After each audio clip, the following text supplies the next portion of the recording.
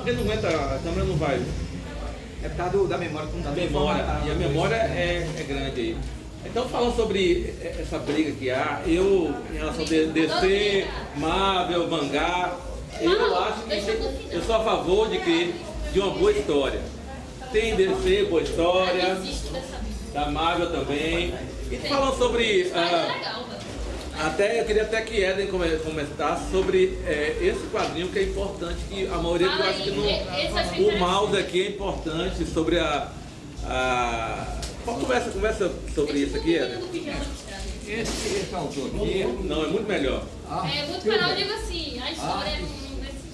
Spiegelman. O pai dele é sobrevivente do Holocausto. Então, ele fez uma história em quadrinhos, os personagens, os gatos são nazistas, e os ratos são judeus, e os perseguidos. É tipo a Revolução dos Bichos, né? E ele pegou, a gente pensa que é uma história cômica por causa disso, mas não. É uma história de um realismo um drama, na verdade, né? Quase terror. Impressionante o que ele fez com isso aqui. E eu estava querendo lembrar a vocês o seguinte, que nós falamos aqui muito da história em quadrinhos, da coisa japonesa e da coisa americana, da invasão do quadrinho americano e japonês. Agora nós temos Barcelona é considerada a capital mundial do quadrinho. E quase não se conhece. Barcelona Porque produz mais quadrinhos, porque as empresas estão lá, ou porque a galera... Eles têm muitos artistas. Eles têm muitos artistas. E são pouco conhecidos. Na verdade, o quadrinho na Itália tem Milo Manara, que é um grande desenhista. Pouca gente sabe, é pouco divulgado. Na França... Na verdade, italiano tem uma coisa que explodiu, que é Tex, né? Tex é italiano, Asterix é um personagem que ficou conhecido por causa do cinema, que o americano também comprou aí direito para produzir. Não, mas é francês, Mas tem Mas precisou da tutela americana, viu, cara? Tanto é que você vê que outros personagens desaparecem atores americanos também. Agora, ele é um personagem fora de série, essa hegemonia midiática americana sufoca a produção europeia. Mas pouca gente no Brasil conhece o personagem. E é um personagem cômico e ao mesmo tempo Mas levanta a mão quem já leu aí. Quem já leu? Leu, não é assim o filme não. Não, vem cá, nem cai direito, não tem como não ler. O quê? Asterix é fora de A série. serinha, pô, cai de... Vixe, voltou. Caía, tá vendo? Ó, não chama o nome do Aí foi falar de Walt Disney. Falou mal aí, ó. Asterix é fora de série, é uma dupla que conseguiu fazer, principalmente os primeiros, que era com o Uderzo e René Goscinny. O Uderzo morreu, que é um desenhista, ficou o René Goscinny desenhando e escrevendo, né? Porque ele era o desenhista e escrevendo. Você vê uma diferença do texto quando... Agora tem uma turma nova que entrou aí, que copia o desenho deles exatamente igual. Você não vê, os caras reproduzem exatamente igual. As histórias, inclusive, melhorou em relação... Sim, em relação ao roteiro, melhorou bastante. Melhorou até em relação ao desenho, quer dizer, a de Goscinny sozinho. Não, o roteiro de Uderzo sozinho. O roteiro de Uderzo é mais fraquinho do que esses novos que estão escrevendo agora. Agora, assim, mas isso é uma questão de mercado, é aquela coisa do mercado de consumo, né? É claro que vai entrar aqui mais essas coisas que o cinema, e agora com esse... Mas não, né? Uma hegemonia tão absurda que sufoca todas as outras formas de expressão. Mas quando você começa a entrar isso é terrível. no enredo, já vai puxando para quadrinhos menos conhecidos, que tem enredo mais pesado, mais denso para ser discutido. Mas, pô, com todo respeito, tem filmes, pô, que é muito bom de ação, que é de sair dos quadrinhos, é muito bom de ação. Depois que termina, pô, o que você vai discutir daquele filme? Você só vai discutir a parte técnica cinemática. Porque no enredo em si não tem o peso. É um exemplo disso, é ótimo. Tu pode passar uma semana discutindo todos os dilemas que esse quadrinho traz pra você. Coisa que outros quadrinhos não traz. Entendeu? Ele pegou aqui um livro de tem esse menino Qual? e o Will Eisner. Ah, foi. Aqui, Contrato de. aqui, esse Will Eisner foi tão na frente em matéria de quadrinhos, tão. Porque ele mudou a maneira de fazer. Por exemplo, o cinema, até o cinema, as pessoas apareciam assim, frontalmente, a câmera ficava na frente e as pessoas ficavam, os personagens ficavam um na frente do outro falando.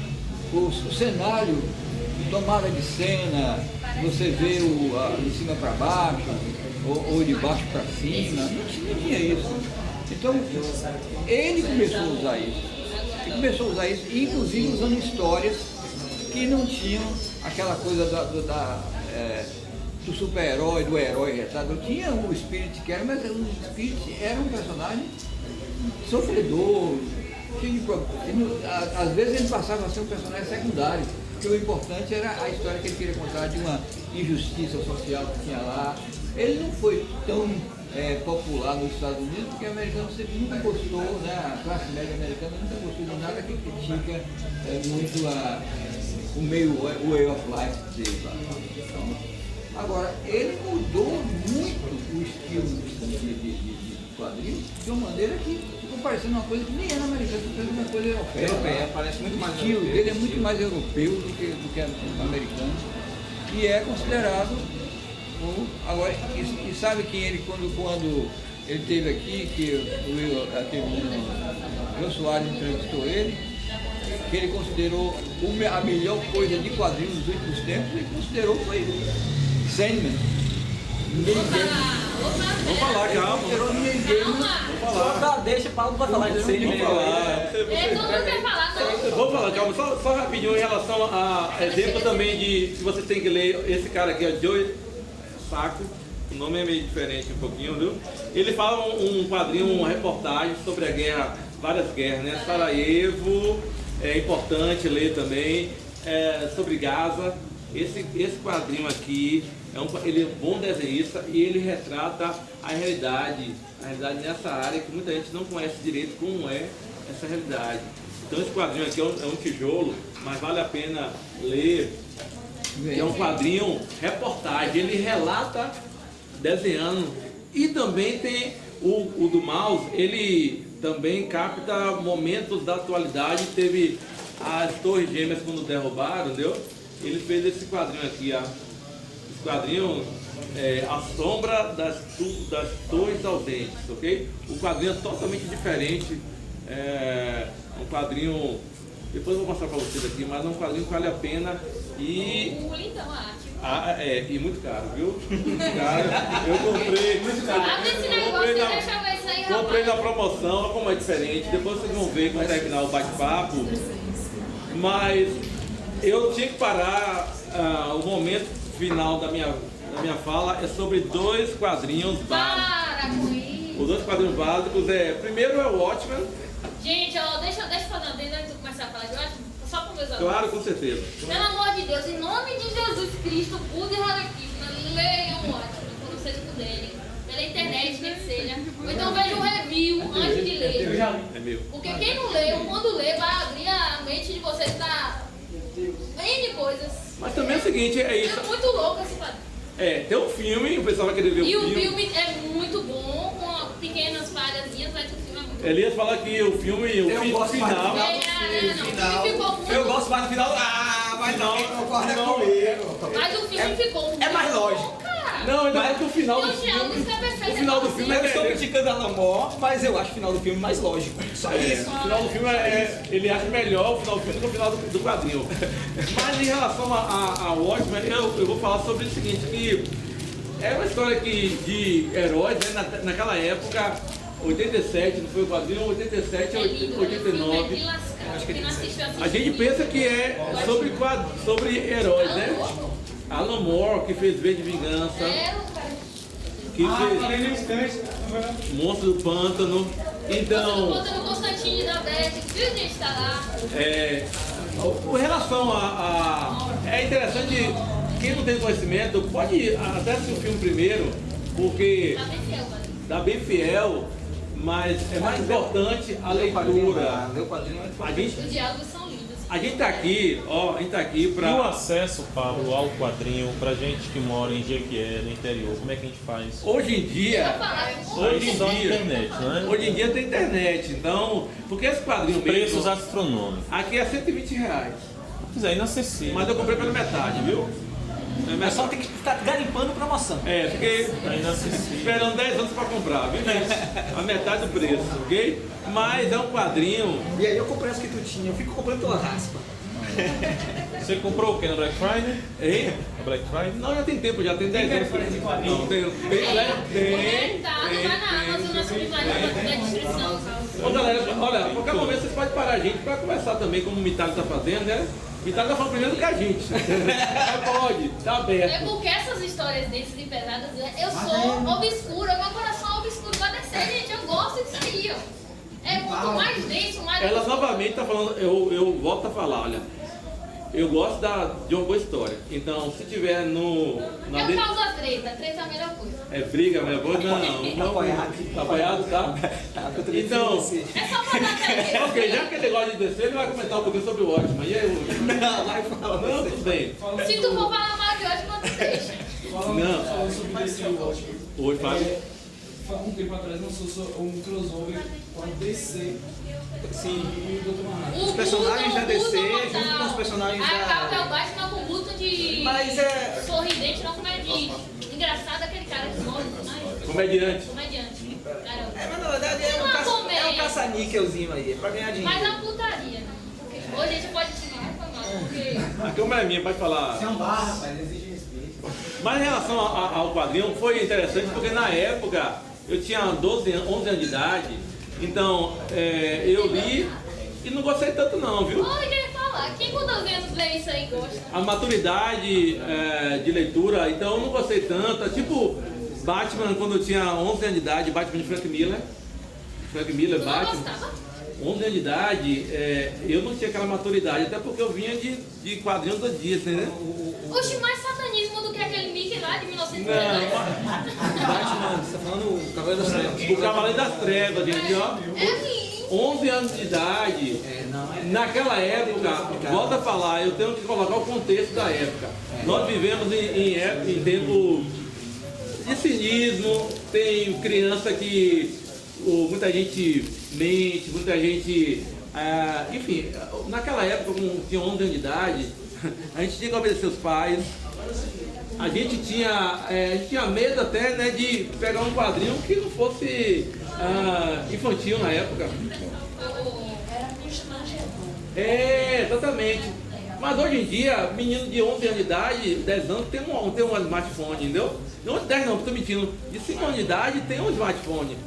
Então, Nem se interessa. isso aí... Eu acho que é porque tu pegou a época que ele falou sobre a opressão dos quadrinhos. Porque eu assisti o Batman o Retorno, em 1992. Danny DeVito sangrando preto, pinguim. Aquele filme que tem Michelle Pfeiffer e Michael Keaton. Quando ele sangrava dentro, eu fiquei com medo daquilo. Era muito... Eu falei, meu Deus, o cara tá sangrando. Eu fiquei com medo. E eu amei aquilo. E foi a partir daí que eu conheci Tim Burton, nunca mais. Não ficou com medo depois do amor, né? Mas falando em relação... Naquela época, a gente tem que reparar, a época de Éden, quando ele começou a ler o quadrinho, é diferente da época que eu comecei a ler. Em 86, gente, 11 anos de idade, a gente tinha outra visão. Tanto que esse quadrinho foi um dos primeiros que inaugurou, ou perto inaugurou, a Vertigo. Sim. Não tinha linha Vertigo, não, gente. Não tinha fudido assim. Não tinha linha, não. Então, esse aqui e Sandman inauguraram. Aqui mesmo, vou falar em relação ao Sandman. Sim. Quero ouvir. 89. 89. 89, vai falar, exatamente. Agora, por exemplo, 89. Eu li, gostei pra caramba, mas depois que eu comecei a fazer faculdade de letras, inglês que eu fazia, e sou formado, Romeu e Julieta, todas as peças de Shakespeare eu li, e depois na edição 19 aqui, tem Sonhador de Verão, quando eu reli, depois que eu tinha maturidade literária, eu achei melhor ainda. Então, Eu chego a respirar agora. não, mas tem gente que acha uma droga. Por que acha uma droga? Porque hoje em dia, você lê algo literário, tem gente que tem saco de ler. Aqui é letrista, é poeta, Aqui é poeta. tem banda de música. Deixa eu te Luar. Tu sabe aquele que leu os quadrinhos The tem Cure. Dread Sul? The Cure. Qual? Tem Dread Sul. Tem de fundo no Estava tentando lembrar o nome da banda Literatura aqui. inglesa. Tem toda a literatura inglesa mesclada em um quadrinho só. É muito bom. Na verdade, foi série primeiro, foi uma série de televisão. Que eu amo, e aí que eu depois eles quadrinizaram a Eu sou série. fã. Eles quadrinizaram a série. Itália Ah, gostou, entendi. mas porque é uma traz imitação. toda a literatura gótica. Itália gostou, mas é uma imitação de Liga Extraordinária. É porque a Liga Extraordinária que assistiu Não, é só o porque o filme. caçador da Ela Liga não leu. Extraordinária tá lá. Não, você não leu. Ele é. Você leu as revistas O livro quadrinhos? que eu vi, o Não, filme da você leu as revistas quadrinhos? Então, a Liga? A Liga Da Liga Extraordinária? Não, eu Pois tenho é, que Penny Dreadful é uma imitação da Mas Liga é melhor, Extraordinária. pá. Não, não é não. É, Não é não. é. É porque você nunca leu as revistas. Cara, Lê o original, você vai gostar. só o Vanessa me ganha. Calma. Estamos aqui com o mesmo objetivo. Eu quero ser. Calma, então. Estamos com o mesmo objetivo, Vital. Então, a gente vai defender o quadrinho. É claro que todo mundo vai gostar de determinadas vertentes. Agora, em relação a Sandman, que eu tenho que falar um pouquinho mais, ele é literário, ele tem várias referências de música. O desenho, para você ver, o desenho não é tão bom como o roteiro, mas a gente gosta tanto da revista que a gente gosta do desenho também. O desenho não está no nível do roteiro, mas a gente gosta tanto do roteiro. Se bem que o novo, né? Mostra pros meninos aqui, ó. Eles são vários desenhos. Como é o nome? O quê? O que saiu, o Prelúdio, tem um desenho. Mas tô falando do original aqui, ó. Tem desenho bom também, mas eu comparando o roteiro com o desenho, não tá na mesma altura, mas a gente gosta tanto. Eu sou. É tipo uma música. O Renato Russo tinha a poesia. A música dele não era tão refinada, entendeu? Não tinha tão refinada. Longe disso. Mas a gente gostava, na minha geração, viu? Porque a gente gostava da letra. Então a letra é legal. Meu pai também gosta, se fosse ele, ele ia gostar. O intérprete, Região urbana. é extraordinário. Olha, eu vou passar a palavra um pouquinho para Elias, porque ele tem algo importante, é muita coisa para falar, mas é algo Eu quero importante. ver esse material que Elias fez. Usar. Não, na verdade, o que eu vou falar é a respeito dos quadrinhos nacionais, tá certo? Um pouquinho a respeito dos nacionais. Agora Então vamos lá. entrou um acordo de paz. Mas pode não ser tão agradável para vocês, porque eu não vou falar de super-herói, tá? A gente vai falar. Não, tô brincando. A gente vai falar aqui das produções nacionais, principalmente das produções dos anos 80, né? Meados dos anos 80 até final dos anos 90, Mais um? que foi o período onde o quadrinho nacional teve um crescimento muito grande. 80 até comecinho dos anos 2000, né? Ainda se produzia. E para falar dessa época, a gente tem que falar de 3 autores que foram assim marcantes, pelo menos para mim, que é Angeli, Laerte e Glauco. Tá? Esses caras aí foram assim marcantes. E é interessante porque a gente está falando aqui, Paulo está falando da idade. Laerte não mais esses caras, né? Laerte não é esse cara. Vamos analisar a obra, né? Na verdade, assim, eu li muito Laerte, Angeli, Glauco, também na minha adolescência, começo da adolescência, infância, adolescência ali com 11 anos, a idade que o Paulo estava falando, sinal que eu estou percebendo o seguinte, meu pai tinha algum problema que me deixou ler isso quando eu tinha 11 anos. Porque não era coisa para criança. Não é coisa para criança. Elias